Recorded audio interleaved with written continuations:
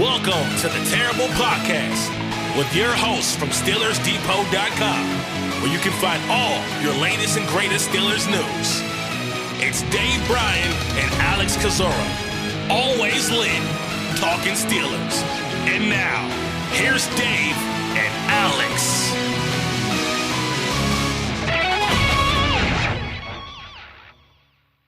Welcome to the Terrible Podcast, another special edition of the Terrible Podcast, Pittsburgh Steelers Training Camp 2024.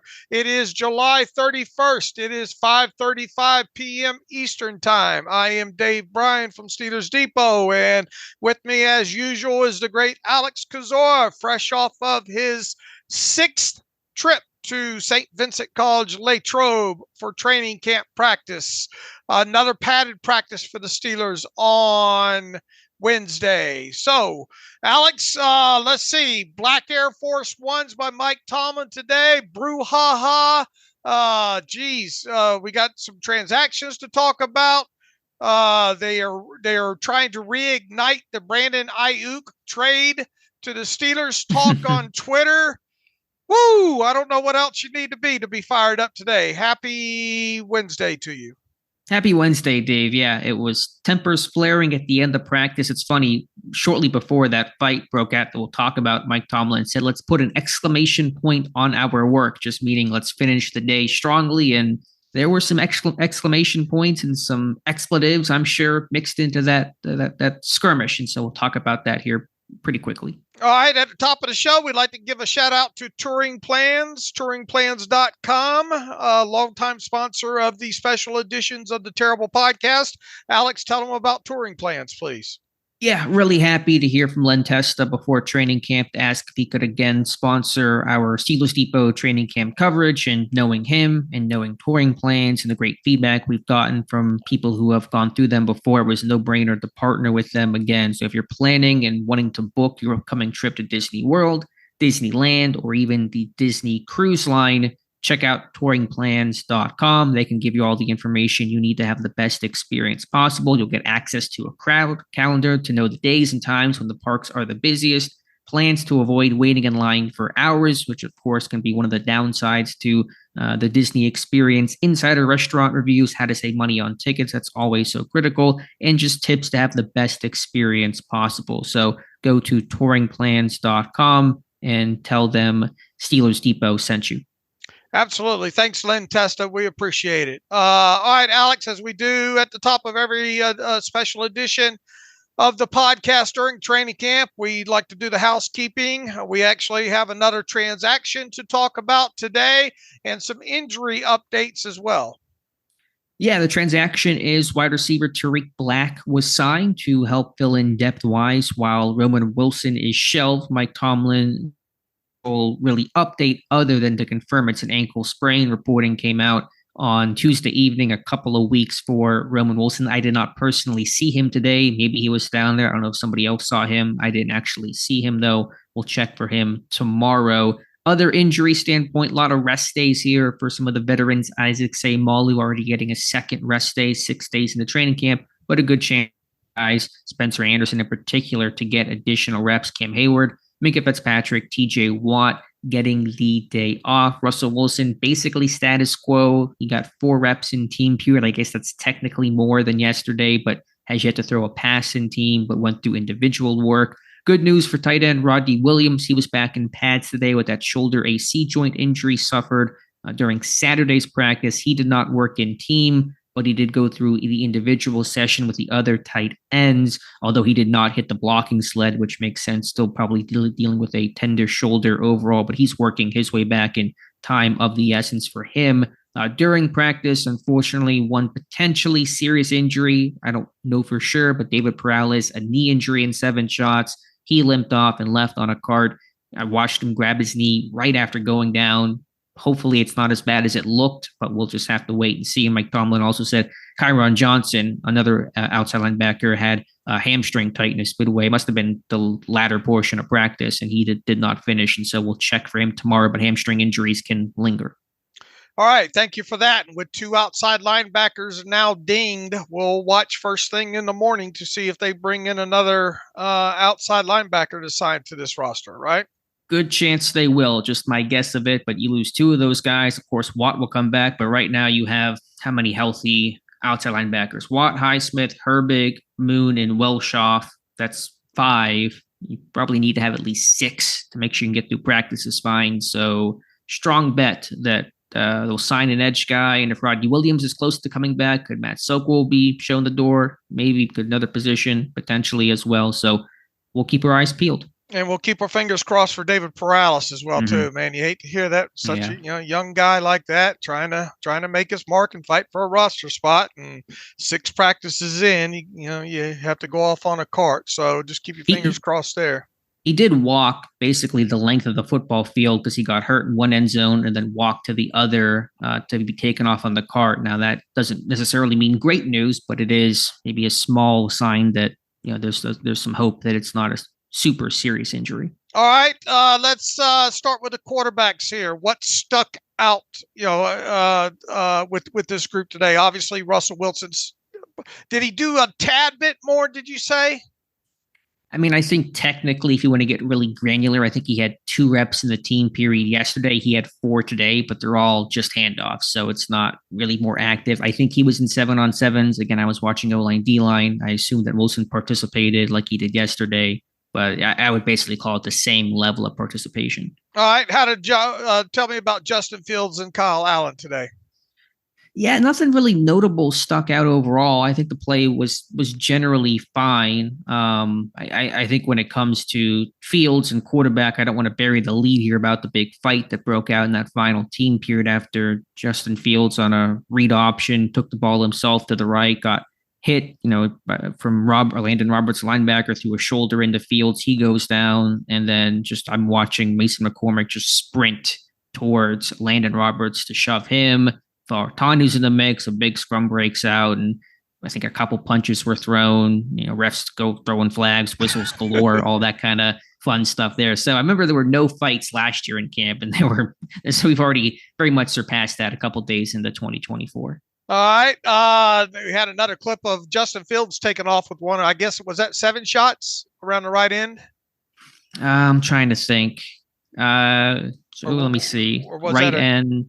I'd have to see the clip. I don't think it was in 7 shots. I'm not seeing it there. He did fumble. And I don't know if this is kind of some of the stuff that led to the fight later. There was a scramble that Fields had today up the middle, and kudos to Larry Ogunjobi for tracking him down and punching it out. What game did Ogunjobi do that last year? Wasn't there a game, the Bengals game, or I forget. There was one where Ravens game, he hawked down a player 10 yards downfield. It's very similar to that. I'm forgetting the play top of my head, but good effort there. So we know that fumbling an issue for Fields throughout his career, and it's the first quarterbacks generally aren't supposed to be hit, at least, and don't get hit. But that's maybe one teach point there for Justin Fields. All right. The national media is still on the narrative thinking Justin Fields should be the guy. Yeah, I saw Dan Orlovsky talking today on the Pat McAfee show.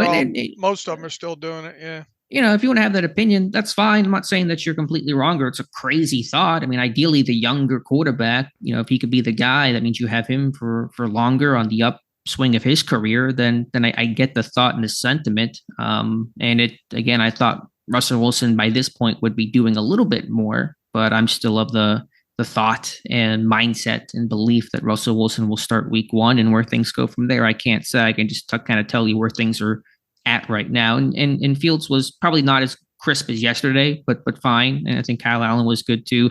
Plumlee has struggled a fair amount. His lack of height is hurting him, getting some passes batted down. I think the D-line's been active overall, batting down passes for all the quarterbacks so far in training camp. All right, let's go to running backs. I think they had running backs on linebackers in receiving drills today, correct? They did, and it wasn't a super exciting period. I wanted to initially watch the receivers and DBs. They were starting off with a blocking drill, so I was like, I'll just watch the linebackers then. And eventually the receivers and DBs went actual, coverage, reception. But by that point, I'm already watching, halfway through the linebacker, receiver, or running back drill. I thought Jack Coletto did a nice job there, the fullback. He had a couple of good reps, got vertical on, I think it was Jacoby Windman, and made a nice over-the-shoulder grab. He's a guy that, hyper athlete, really versatile, coming out of Oregon State. Paul Hornig award winner for college football's most versatile player and playing true fullback, doing well as a lead blocker. I think he's shown something. Aaron Champlin's got a squatty body and had a good pop on somebody today. I think it was either Miles Killebrew or Jacoby Windman. And so see a little bit of power in his game. I thought Najee Harris ran really hard, had one run where it wasn't the tackling session, but he just ran over Dante Jackson, just put him on the ground, just barreled on through. So that was kind of a funny moment there. But yeah, I think Harris has had a good camp so far. Let's have a talk about Jack Coletto real quick. We're legitimate shot here, right? To make the 53. Yeah.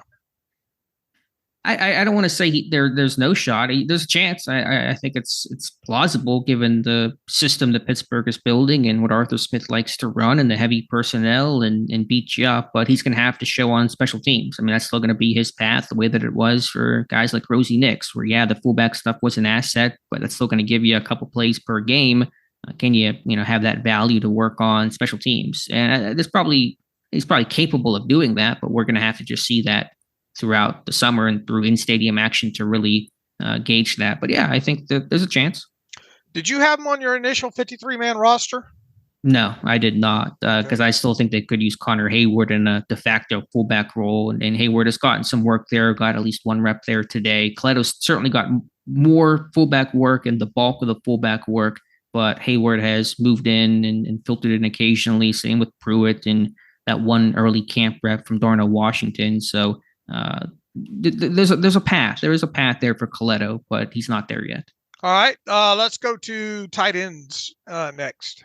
Michael Pruitt had a nice catch in team period, a diving grab. It's been not as spectacular, but I think a solid camp for Michael Pruitt. That's kind of my biggest note. Frymuth had a couple plays in the passing game today. I think Frymuth, and I know this is intangible and it's not, the most hard-hitting analysis in the world, but he's been a really good teammate. The way that he celebrates and hypes guys up, he's done that with Van Jefferson. When Jefferson made his block, we talked about yesterday. When Shamklin had his tough finish today, I mean, Frymuth came up and was kind of, chest bumping him and gassing him up in a really positive way. So I just want to credit Frymuth for not that I'm opposed to holding in. It's certainly a player's right. I would support that, but I mean, for a guy that is the most likely and logical player to get a contract extension, would be perfectly reasonable for him to hold in or only do individual stuff or non-contact stuff, but he has been in every rep and every drill he normally would be in, and then just to be that really rock solid teammate and support his guys. It's been nice to watch that development and that leadership aspect of Frymuth, I think, begin to grow. And although he's not back full, at least Rodney Williams got the pads back on. So that's a step in the right direction. You hit that at the top of the show there. Okay, wide receiver. What's going on with Scotty Miller these days? He's still getting some work. Had a nice sliding catch today. There's been some reps there. Now, again, I would still consider the top three receivers to be George Pickens, Van Jefferson, Calvin Austin, and the two receiver set in warmups today and throughout practice, it was Pickens and Jefferson. And even in some 13 personnel, I've seen Jefferson be the lone receiver out there multiple times. And so, is that you kind of mentioned it, an Allen Robinson yesterday, and there's a little bit of that, but more athletic. There's a little bit of the Miles Boykin, kind of the big bodied blocker. He's not going to contribute on special teams the way that Boykin did, but you're kind of seeing them like to use Jefferson in different situations and different packages. Maybe you were already to this point. You writing Van Jefferson's name in pen now? No, I'm not going to write any of those receivers in pen yet, especially because I don't know what might be coming from the outside. But, I think he's certainly inside the bubble right now. All right. Anything else stick out to you with the wide receiver group? As you weren't able to, you chose to watch the running backs and linebackers instead of the DBs, wide receivers. I take it. We need to clone you, right? Yeah, Dave. If anyone has cloning technology out there, let me know. Again, I wanted to see the receivers today. I promised the next time they go one-on-one, unless it's Friday Night Lights, which is coming up here pretty quickly, and it's Backs on Backers, I watch those guys because I do want to learn more. But initially, they were doing just like swing passes and receivers blocking, and that's not really an evaluation from a play-by-play standpoint that I'm going to give. Then they maybe 5 minutes later transition to some goal line type stuff there. So I didn't get to watch those guys, just watched 1 or 2 reps, and I know Pickens made some catches, and that's nothing new there. I do want to note on Pickens, more interestingly, is he's getting a fair amount of slot work, and Pickens talked about that in the spring. He's working out of the slot more in the NFL than he ever has before with Pittsburgh, and they mentioned this, I think, in the main show for Wednesday, is that you're seeing him move around, and you want to be able to find ways to get him open because defenses will be so locked in on trying to take him away. And the more you can change his alignment, the freer you can consistently get him, the more the route trees open up, and leverage can be less of an issue in terms of defenses taking you away based on how they align. So really seeing Pickens, see a fair amount of reps inside the slot in 11 personnel. All right. Let's go to the offensive line. Let's talk specifically about the 3 rookie draft picks in Fautanu, Frazier, and Mason McCormick.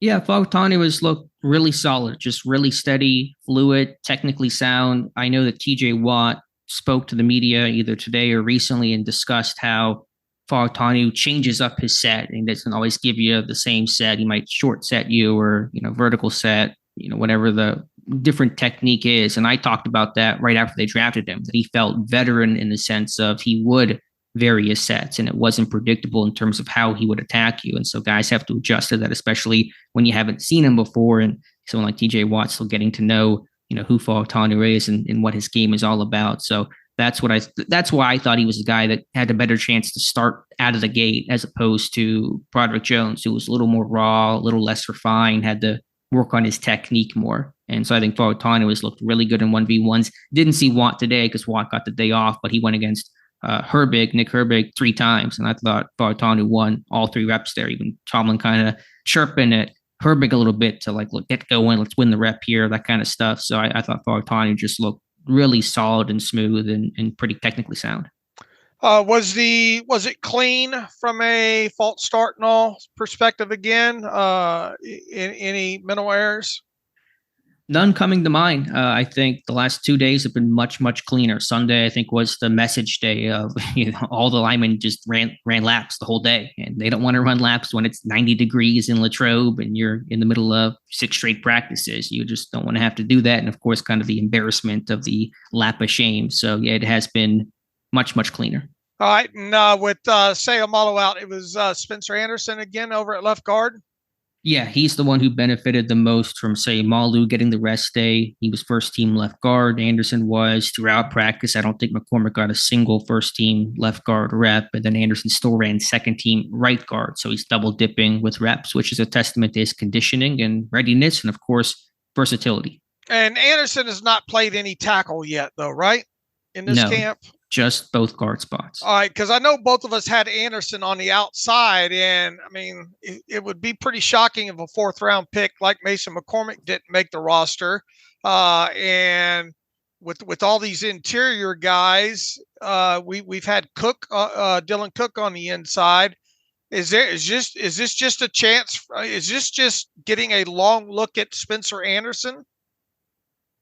Yeah, I think that's part the intent for Sayamalu. Part of it is Sayamalu is in his 30s, and you don't have to always get as many reps out of him as you do a guy like Anderson. So yeah, I think there's intent to do that for Anderson, to give him more reps and test his conditioning and strain him and see how he looks. And he's a guy that, again, is capable of playing at any spot, and so you want to allow him to display that versatility. I mean, hopefully he gets some extra work. Again, if injuries occur down the line, that's going to open doors for him.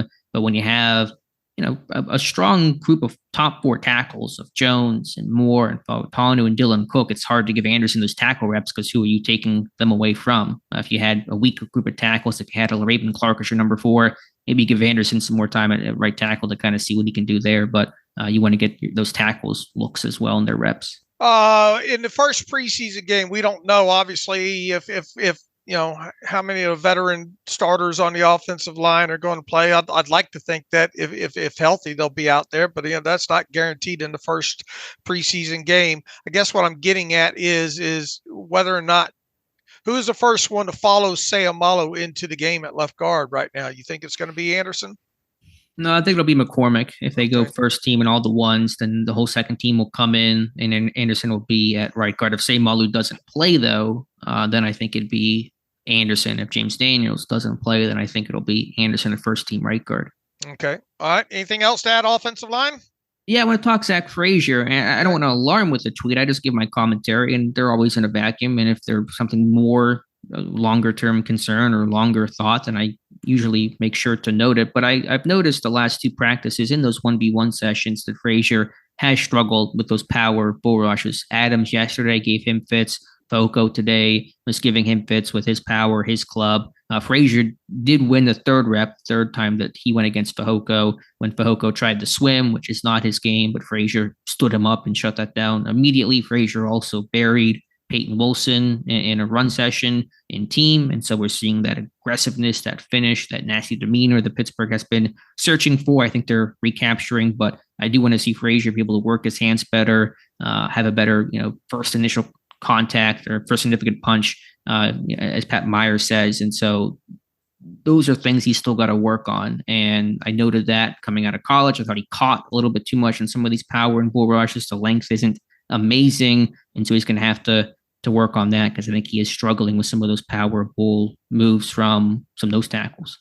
All right, let's move over to the defensive line. And also, just last thing I want to say, I think Nate Herbig is having a really good camp. Okay. I don't think I know we're still early, but it's not a crazy thought to question and at least ask, will Nate Herbig be this team's week one center? Okay. Well, we got a lot of time to sort that out, but note taken. Yeah, again, not guaranteeing. No one's putting their name in pen, but I think Herbig's doing a rock solid job. He's looked good against Benton in one-on-ones. He snapped the ball well. He's been clean. I think he's shown leadership in terms of not taking crap from guys. Even before the big scrum, there was another kind of mini scrum where I'm pretty sure Patrick Queen tackled Najee Harris late, and Herbig took exception to that. He's gotten to kind of a couple of these little, dust ups this year. So I just think Herbig's doing a nice job. All right. Defensive line. I'm seeing Montravius Adams show up quite a bit. Yeah, I think he's having a nice camp, and he might be one of those guys. I think he had a nice camp last year. I think he typically does have good training camps. He's athletic. He hustles. He runs to the ball.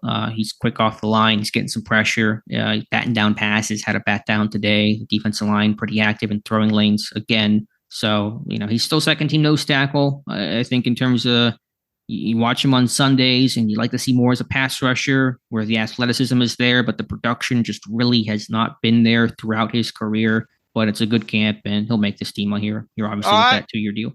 All right. Tell me something on Logan Lee.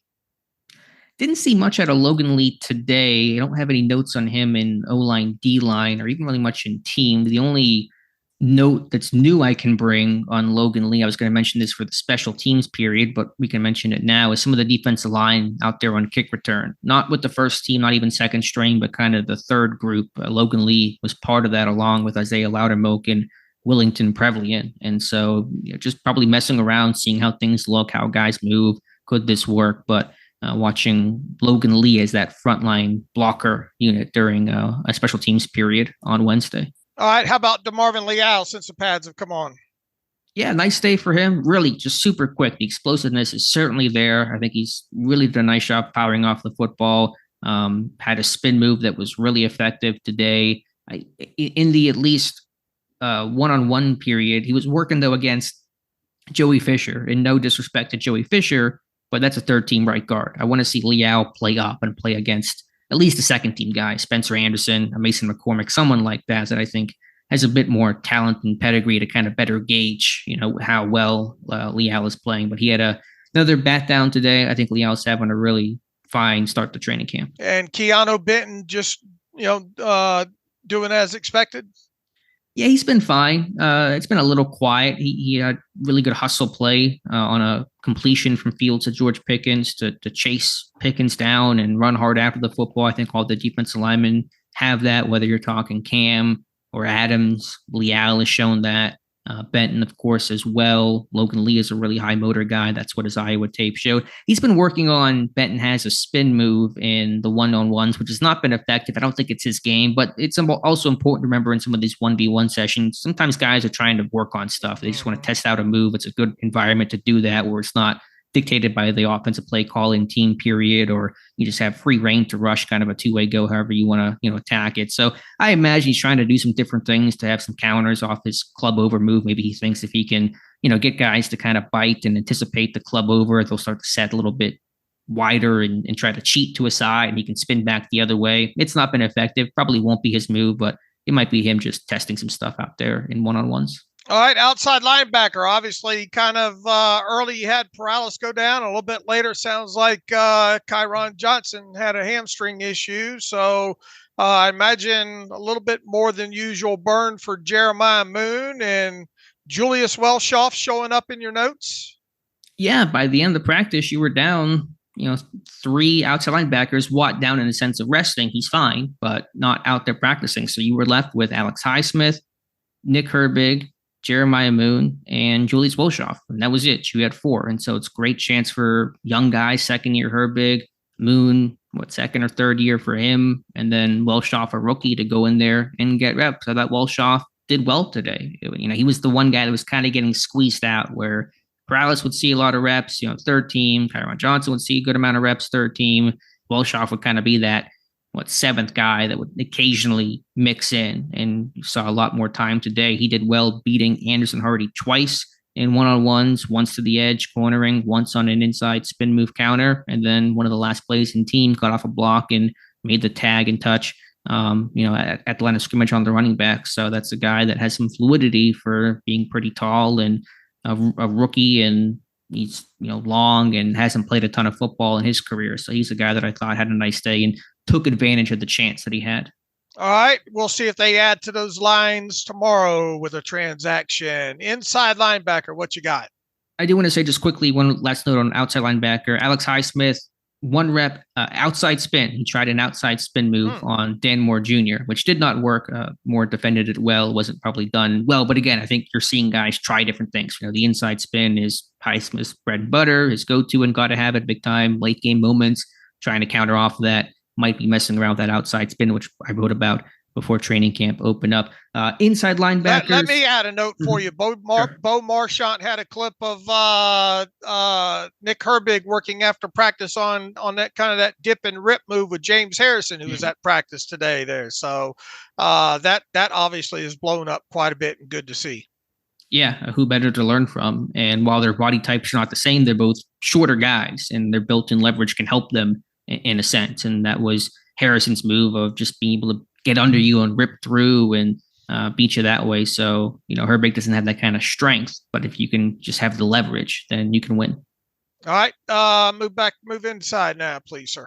Yeah. And you saw Queen and Roberts bring the edge there in that final period. We kind of talked about that already. That Medikevich was active in run defense today. Peyton Wilson was up and down in the one-on-ones, which, to be fair to him, is a very offensive slanted drill. There's no pass rush, and you're defending the entire field. And half the time, you really can't do anything to really make the play if the running back is just attacking leverage and running an out route or an in route or whatever the case is. It's not really a total evaluation thing in terms of who won and who lost. But Wilson did have a nice breakup on an angle route, jumped the route, and got his hand in there. Anytime a defender can make a play in that drill, I give them a lot of praise for that. So those are kind of my notes today. Windman getting some time, Medikevich getting time, and he was pretty active downhill. Mark Robinson, Robinson, Jalen Warren just stepped out of one of his tackles in that live full tackling run period, and Robinson had a clean shot on him, unblocked, and Warren just kept on trucking. So that is,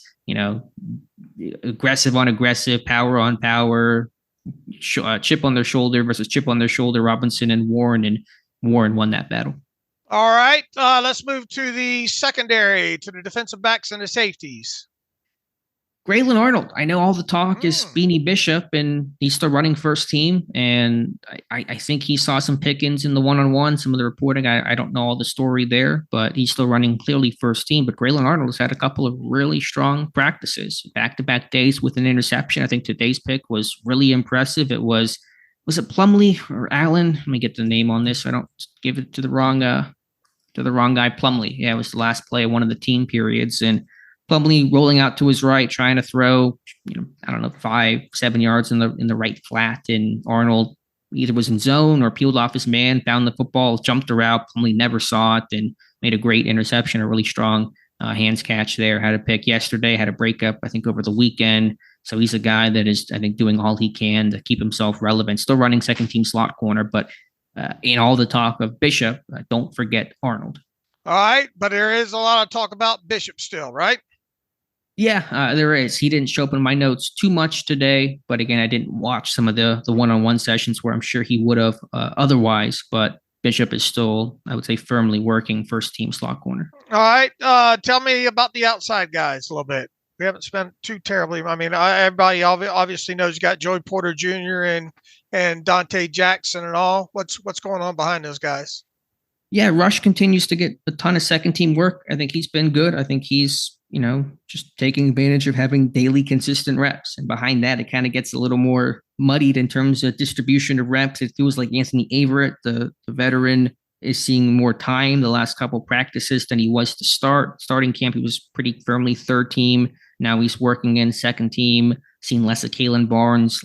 I didn't really see him at all yesterday. I saw him for a couple reps in team today. So I think, Averett's been able to make some plays. He had that tackle on Roman Wilson in 7 shots yesterday. That was the one that unfortunately Wilson got injured on. The one rep that I charted of the receiver DB one-on-one was Averett against Quez Watkins on a slant. Watkins ran it and Averett was matching it and broke the pass up on the goal line. It was a nice rep there. So I think Averett has done some good things and showing that veteran background that probably makes him in a better starting place for a training camp as opposed to a younger guy or rookie or something like that. Corey Trice Jr. still getting some reps, but not many. I saw Terrell Austin talk about that, and apparently the plan is to ramp up Trice's reps later in camp, which I can understand coming off the injury, but it's also like, how late is too late for a guy that is fighting for a job?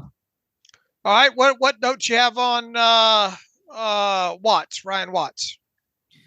Had a tackle today. He got beat by, I think it was Dre Jenkins off of play action, but did make the tackle far downfield. Still seeing him as a dime backer from time to time in some of those third down period dime situations. And so, trying some different things with Ryan Watts. Don't have a lot of notes outside of that. Other thing at safety would just be to note that DeMonte Casey ran first team free safety with Micah Fitzpatrick, getting the day off opposite Deshaun Elliott. And so, again, not a ton of safeties, no Mink out there today. It was, pretty status quo with Casey, Elliott, Killebrew, Watts, and Nate Meters that have a nice play in the flat on a tag stop of Pat Fryermuth, and he got some praise from teammates for that. All right, tell me about what they did notable in special teams work today or kickoff stuff.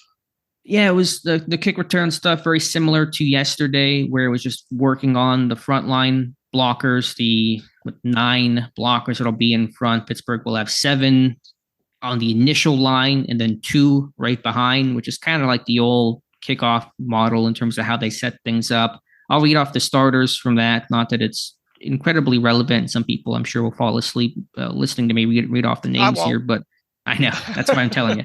Again, this is the return team, the blockers, the 9 that'll be in front of the landing zone where the returners will be, and they did not do actual kicks. There were no actual return men back there today, so that was not the focus, but it was Connor Hayward, Miles Killebrew, Mark Robinson, Jeremiah Moon, Peyton Wilson, Tyler Matakevich, Des Fitzpatrick, and then right behind them, there were 2, Rodney Williams and Michael Pruitt.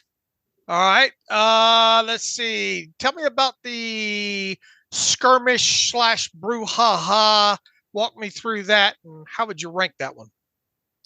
Yeah, it was already getting chippy because on the play or two, maybe 2 plays before that play where Najee ran through Dante Jackson, I'm pretty sure it was Patrick Queen that tackled Harris from behind late, kind of as the play was winding down. It was a no tackling session either, too. It wasn't like it was live. The goal was to stay on your feet and not go down. And I'm pretty sure it was Queen. Somebody tackled Najee Harris, and Nate Herbig took some exception to that. His helmet came off, and Broderick Jones and it wasn't like a big thing. It was just a little dust up, and it was fine. But some tempers flaring from that. And then 2 plays later, Justin Fields, a read option, right side, and Roberts, usually you just let that guy go. Fields, you've seen the clips, he's running, and yes, he's running and he's fast and it looks fun, but no one can tackle him, even in live sessions. The quarterback's always off limit. So the second that Roberts threw kind of his left shoulder in the Fields and Fields went down, he was okay, but went down, I went, oh, that's a no-no. And I immediately looked to the offensive line to see how are they going to react to it. And McCormick, remember when Ben got hit by, who was the Panthers safety? Right, and Pouncey went after him. Yeah, and DeCastro, like it was literally the same thing. I got like a spitting image of like that reaction of just kind of like these guys running in. McCormick first, Fautanu was there. I think Joey Porter came the fourth man in or something. I think trying to swing a little bit there. Yeah, well, there was everybody at that point. Everybody's kind of just jumping in, so I lose track of the names and who's all doing what. But everybody who was in the general vicinity, like a baseball, bases. Bench clearing brawl, kind of like that thing. And I don't know how many punches were thrown. I think I saw Fautanu throw one. It's fine. But yeah, it was pretty intense in terms of ranking it. I don't know exactly where to rank it, but it was up there. I mean, it was pretty intense. All right. Walk us through 7 shots. Yeah, offense winning this one 4-2-3, but a lot of solid back and forth and a lot of winner take all, comes down to the final session type stuff. So you like to see that though. You don't want to see it one-sided, right? No, yeah. I mean, it's happened occasionally, but on the days where the defense won 6-1, the next day the offense came back and won 5-2. So it's good to kind of see them not just take it and really kind of get their revenge and save face. So first play here, Justin Fields looking for George Pickens, right side on a slant, a little bit behind. Don't think they were exactly on the same page. Incomplete. Second play, and this is live tackling session, by the way. Jaylen Warren over, right guard for the touchdown. The third one was Van Jefferson making a nice one-handed snag, open over the middle from Fields to Jefferson, working on Dante Jackson. Tim Rice, who's taking great photos, has a photo of that I tweeted out earlier. Next one was Najee Harris putting his foot in the ground, getting upfield right side. That's for a touchdown. That's the play that Perales unfortunately got hurt. Next one, Kyron Johnson got some pressure off the edge. Kyle Allen threw the ball away through the back of the end zone. Sixth play, Allen scrambled for the touchdown, which you guys know I give to the defense. And I'm guessing Mike Tomlin does too, because that made it 3-3 because the starters came back on to play tiebreaker. And so the seventh rep was a handoff to Najee Harris over left guard, who just leapt over the goal line. Is there a clip of that out there? Has anyone shown that? I haven't seen it yet. Not saying it's not out there. It won't surface by the end of the day. Again, we're not allowed to take video. I'm not condoning it, but I'm just saying if it was out there, it was a really cool play. Yeah, they're showing up and media's tweeting them out too, and all of fans doing it and all like that. They're never going to be able to stop that. Sure, right. But because Harris, like, I wouldn't say hurdle, but leapt through the air and like did a somersault in the air. It was like just super, super crazy, and so it was kind of a risky moment there for Harris to do that in a practice where you're worried if he lands wrong, he can get hurt, whatever the thing is. But he did it. And they scored, and the offense won 4-3. All right, schematically, you picking up anything that you haven't already talked about or didn't expect at this point? I don't think it's anything new over the last day or two. Once you kind of get to the base install stuff, you get a good feel for the offense. Again, pretty heavy running back screen. I charted 9 running back screens over the first 5 practices. Wrote about that for Wednesday morning. Jaylen Warren talked either yesterday or the day before about that, how they're trying to implement that. Okay. Yeah, it's going to certainly be an emphasis and hopefully more successful. I can't tell you how good it's going to be, but better than where it's been. Right. This team has found a way to dig themselves a deeper hole each year, it feels like, but I'm optimistic it will be better this year with the talent they have and just repping it the way that they're repping it overall. It has been a lot of kind of not a lot, but a couple of tunnel screens and different fakes that I'm not sure how well it's going to work out. But the offense has been the last couple of days pretty much what it's been, the first couple of days. Not seeing a lot of guards on the move? Not a lot. It has happened. Some of it's the RPO stuff. I know James Daniels pulled once today, I think on a designed run. Obviously, Smith's background is pretty heavy into that wide or outside zone. The guards have pulled a little, but not a lot. All right, so they're cleaning stuff up too, you said as well too. No, people not taking laps. That's always good once you get into pads. Sure.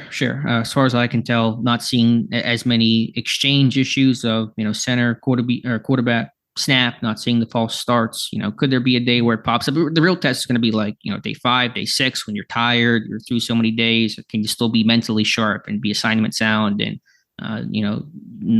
not false start and not drop passes and, not blow coverages and communicate. I think later into this longest stretch of campus where you'll kind of really test that stuff. Also, I'm pretty sure this team will be not in pads tomorrow because they should be. They're always in pads for Friday Night Lights, and you can't go more than 3 straight days in pads. And if they do pads tomorrow, they can't be in pads on Friday. So might be a bit of a lower key practice tomorrow to ramp things up again on Friday. So you're saying Mike Tomlin won't have the black Air Force Ones on in the morning? Is that what you're trying to tell us? He might not. The players might. I don't know. But is so Tomlin was wearing that? Is that the story today? And players, I guess, that there's a lot of talk about the instead of the black T-shirt that Mike Tomlin normally wears, which I think he's only worn once, I think, so far in training camp. He's mostly going white. The big talk today are the black Air Force One. So I think a lot of players talked about that after practice and kind of had an idea which way the day was going because Mike Tomlin had that up on Instagram first thing this morning there. So that man knows how to communicate to this team, doesn't he? Yes. We probably should have picked up on that better than ahead of time there. All right. Thursday, obviously you'll be out there, and obviously we're gearing up for the Friday Night Lights practice as well. Sirius XM NFL Radio, Pat Kerwin and Jim Miller will be out there. So as that practice goes on, we'll be passing along the interviews from Sirius that happen. So really exciting time of year when you get into Friday Night Lights. But before then, Alex will be back out there on Thursday, and I believe that's early practice again, correct, Alex?